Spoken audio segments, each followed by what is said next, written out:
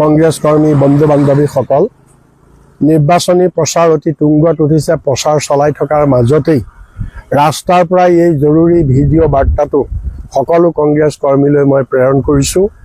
কথা হ'ল, আপোনালোকে যোৱা কেইদিনত আমাৰ টিকেট কেন্দ্ৰিক কংগ্ৰেছৰ টিকেট কেন্দ্ৰিক সংঘাতত আমাৰ কেইবাগৰাকীও সতীৰ্থই আমাৰ দলৰ পৰা পদত্যাগ কৰিছে।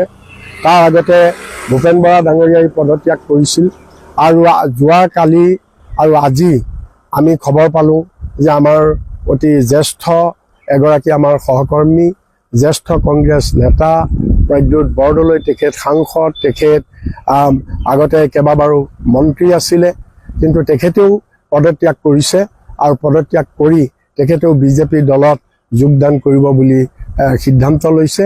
গতিকে এই পৰিপ্ৰেক্ষিতত মই সকলো কংগ্ৰেছ কৰ্মীক মই এটাই আহ্বান জনাম যে ইয়াত কোনো আপোনালোকে মনোবল ভাঙিব নালাগে, কোনেও হতাশ হ'ব নালাগে।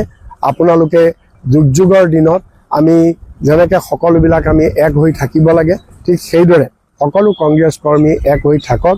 এইটো কংগ্ৰেছৰ কাৰণে, আমাৰ অসম কংগ্ৰেছৰ কাৰণে এটা সাময়িক প্ৰত্যাহ্বান। সময় পাৰ হৈ যোৱাৰ লগে লগে এইবিলাক সকলো ঠিক হৈ যাব। আৰু কংগ্ৰেছৰ ইতিহাসত যদি আপোনালোকে সকলোৱে চাই, কংগ্ৰেছৰ দীৰ্ঘদিনীয়া ইতিহাসত কংগ্ৰেছে এনেকুৱা বহু প্ৰত্যাহ্বান, বহুত ডাঙৰ ডাঙৰ প্ৰত্যাহ্বান কংগ্ৰেছে মোকাবিলা কৰিছে। কংগ্ৰেছে সাহসেৰে থিয় দিছে। বহুবাৰ বহুত সময়ত কংগ্ৰেছত বিদ্ৰোহ হৈছিল।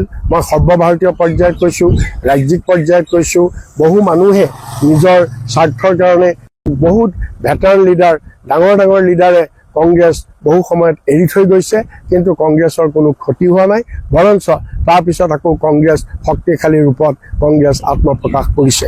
গতিকে প্ৰদ্যুৎ বৰদলৈৰ দৰে এগৰাকী নেতাই কংগ্ৰেছ যদিও ত্যাগ কৰিছে, কংগ্ৰেছ কংগ্ৰেছ হৈয়ে থাকিব।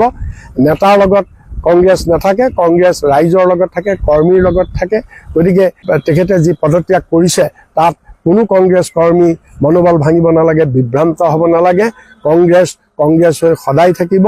আমি সকলোৱে মনোবল দৃঢ় কৰক, আমি কাম কৰি যাওঁ।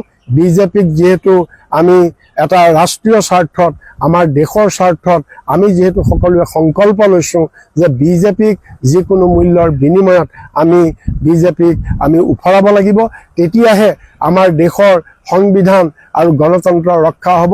গতিকে এই আদৰ্শত সকলোকে অটল থাকিবৰ কাৰণে মই আহ্বান জনাইছোঁ। ধন্যবাদ।